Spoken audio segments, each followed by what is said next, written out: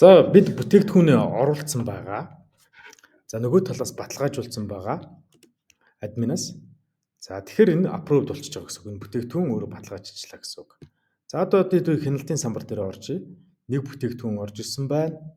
За тэгээд захиалгын тоо 0 болсон байна. 0000 гэдэг ийм болсон байна. За нөгөө бүтээгдэхүүн ингэж харагдах нь байна. Ингэж харагдах нь шүү. За одоо нөгөө нүүр зургуу, дөнгө, хэмжээ, загвараараа ингэж харагддаг байгаа. За хэдүүлээ нэг сонголт хийгээд үзье. Нэг буцчих. Бүтээгдэхүүн маань ингэж харагдана.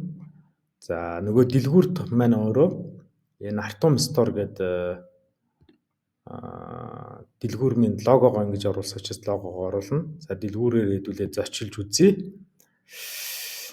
Нөгөө баннер маань энэ байна. Нөгөө хэвтэй баннер маань энэ байна. Бүтээгдэхүүнүүд нь энэ төр ингээ ороод ирдэг гэсэн үг.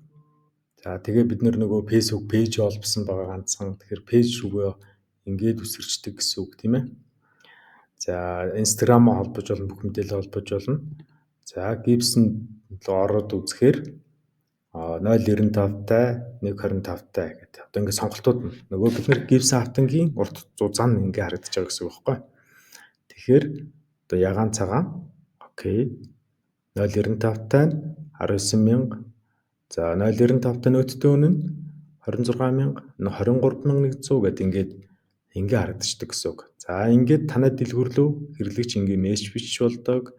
За энэ мэдээж хадгалж болдог, харьцуулж болдог. За шууд сагслаа явуулчих болдог. Энэ дээр дэлгүүрийн мэдээлэл нөгөө тайлбарууд орчин. За бичлэг бол нөгөө энэ хэсэг дээр бас ингээ ороо авчдаг байгаа. За ингээд тайлбар үзчихдэг. За хэрэглэгчд асуух зүйл бол энэ чинь оруулцдаг. За ингээд бүтээгдэхүүн маань үсээ бэлэн болчлоо.